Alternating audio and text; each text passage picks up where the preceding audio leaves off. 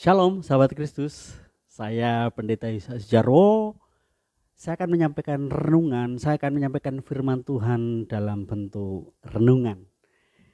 Mari sama-sama kita akan buka di dalam Lukas pasal yang kedua ayat 10 dan 11.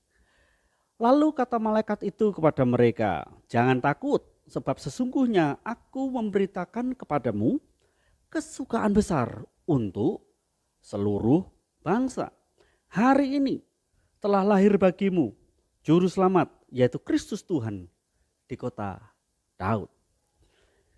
Kata jangan takut yang disampaikan oleh para malaikat adalah sebuah penegasan, dan penegasan ini bukan hanya disampaikan untuk para gembala, di mana di tengah malam yang gelap, yang sunyi, senyap, mereka begitu kaget. Mereka begitu ketakutan karena kedatangan malaikat yang begitu tiba-tiba dengan kemuliaannya. Tetapi kesan jangan takut itu juga disampaikan, sebuah penegasan yang disampaikan kepada kita semua, umat manusia. Di tengah gejolak dunia yang tidak menentu, baik di dunia yang kita hidupi sekarang maupun jangan takut adalah sebuah penegasan yang disampaikan bukan hanya kepada para gembala, di mana pada waktu itu para gembala begitu dikagetkan dengan kedatangan malaikat yang tiba-tiba, dan itu pun dengan segala kemuliaannya. Tapi jangan takut juga disampaikan, pesan ini juga disampaikan, diberikan, ditujukan kepada kita semua. Di mana sejak manusia jatuh dalam dosa, sejak manusia terpisah dengan Allah, manusia tidak bisa lagi terhubung dengan Allah, apalagi bertatap muka dengan Allah. Kalau coba kita mundur ke belakang, antara Allah dan manusia, itu seperti ada jurang pemisah, dan yang memisahkan adalah dosa. Ketika Allah mencoba menyatakan dirinya kepada manusia, kalau sudah mendapati salah satu contohnya adalah bangsa Israel, di mana bangsa Israel begitu ketakutan ketika Allah mencoba menyatakan dirinya melalui badai, melalui petir. Demikian juga kepada para nabi-nabi sekalian. Dan saya percaya dari apa yang disampaikan oleh malaikat ini menegaskan kepada kita, manusia itu tidak bisa menjangkau Allah.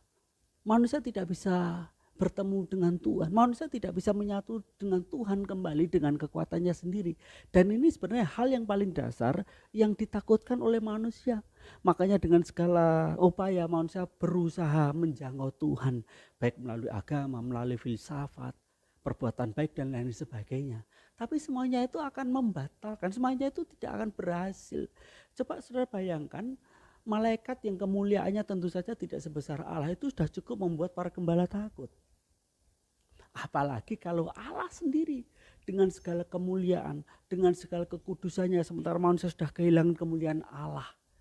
Kalau Allah dengan segala kemuliaannya coba bertemu dengan manusia yang penuh dosa, saya percaya bisa-bisa manusia mati. Tetapi kita bersyukur, pesan yang disampaikan oleh malaikat itu bukan hanya kepada para gembala, tetapi kepada seluruh umat manusia. Jangan takut, karena Allah sendiri, juru selamat itu, Allah itu sendiri telah lahir bagi kita. Juru selamat itu dilahirkan. Tentu hal ini berbeda dengan Adam. Adam itu dibentuk, diciptakan, dan dalam kondisi sudah besar, tidak dilahirkan. Sementara Yesus Sang Firman yang mengambil gambar manusia itu dilahirkan. Kita bersyukur bahwa Yesus itu dilahirkan. Artinya apa? Sebagai manusia, dia bisa merasakan keberadaan kita. Dia bisa merasakan semua keluh kesah. Dia bisa merasakan apa yang kita rasakan. Dia bisa merasakan apa yang manusia rasakan. Yesus dilahirkan. Kemudian ada kata bagimu. Keselamatan itu sifatnya personal. Keselamatan tidak bisa borongan. Keselamatan tidak bisa dompleng orang lain. Saudara dan saya tidak bisa mendompleng keselamatan lewat bapak kita, lewat ibu kita, lewat saudara-saudara kita, adik, kakek, cucu, nenek, dan lain sebagainya. Keselamatan itu urusan masing-masing. Di sini dikatakan sangat jelas, bagimu, bagi saudara dan saya yang dengan penuh kerelaan hati menerima Yesus sebagai Tuhan dan Juru Selamat, ada keselamatan kekal yang Tuhan berikan di dalam hidup kita. Keselamatan itu anugerah, bukan karena kekuatan kita.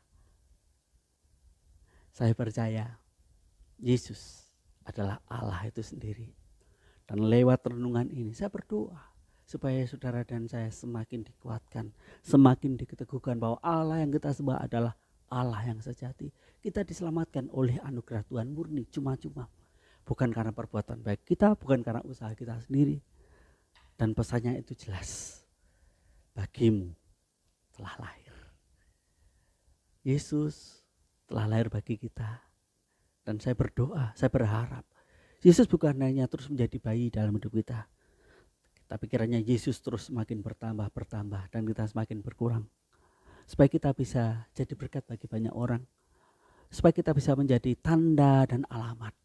Dan salah satu tugas kita adalah merepresentasikan Allah dan menyelesaikan kehendaknya. Jangan takut di tengah gonjang-ganjingnya dunia. Jangan takut di tengah banyak hal yang tidak menentu. Kalau Yesus ada di dalam hati kita, nyata di dalam hidup kita, segala perkara dapat kita tanggung di dalam Dia yang memberikan kita kekuatan. Amin. Tuhan memberkati. Saya akan berdoa buat saudara sekalian, sahabat Kristus yang saya kasihi. Bapa, di dalam nama Yesus, hari ini saya berdoa kepada anak-anak-Mu.